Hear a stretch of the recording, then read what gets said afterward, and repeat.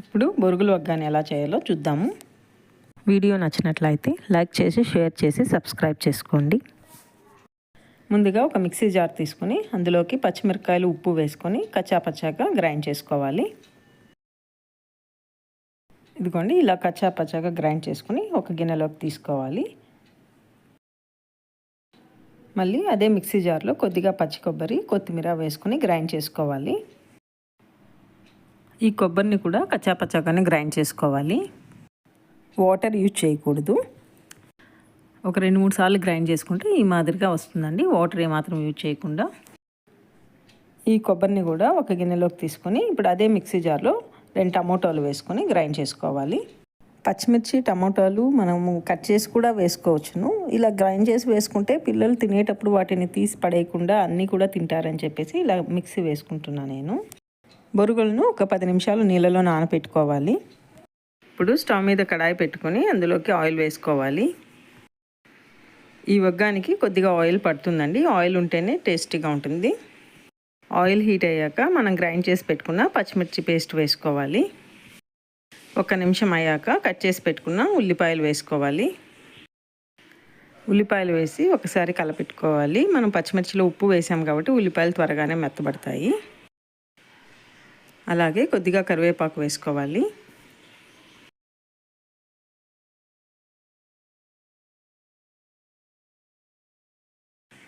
ఒక 2 నిమిషాల పాటు వేయించుకున్నాక మనం గ్రైండ్ చేసి పెట్టుకున్న టమాటో పేస్ట్ను వేయాలి.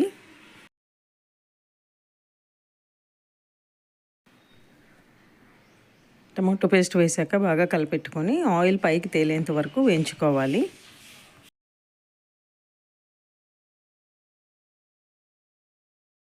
ఇలా ఆయిల్ పైకి తేలినప్పుడు ఇందులోకి పసుపు పొడి వేసుకోవాలి. ఒకవేళ మీకు కారం తక్కువ ఉంది అనిపిస్తే ఇక్కడ కారం పొడి కూడా వేసుకోవచ్చును.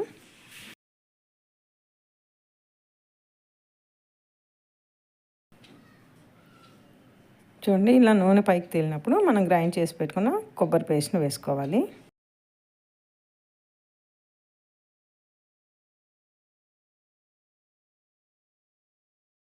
ఇప్పుడు స్టవ్ లో ఫ్లేమ్లో పెట్టుకొని మూత వేసి ఒక 5 నుంచి 8 నిమిషాల పాటు వేయించుకోవాలి. ఆ లోపల మనం బొరుగులు నానబెట్టుకొని 10 నిమిషాలు అయిందండి. చూడండి ఇలా మెత్తగా అయ్యాయి. ఇప్పుడు 2 చేతులతో ఇలా ప్రెస్ చేసుకొని బొరుగుల్లో ఉన్న వాటర్ని అంతా తీసివేయాలి. మీరు 2 చేతులు ఉపయోగించలేరు అంటే ఒక చేతితో కూడా ఇలా ప్రెస్ చేస్తూ తీసేసుకోవాలి. చూడండి వాటర్ ఏమాత్రం ఉండకూడదు, అలా ప్రెస్ చేయాలి.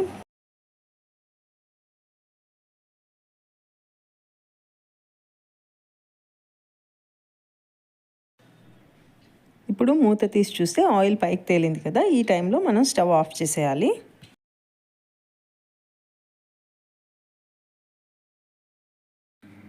ఇప్పుడు కొద్దిగా నిమ్మరసం వేసుకోవాలి.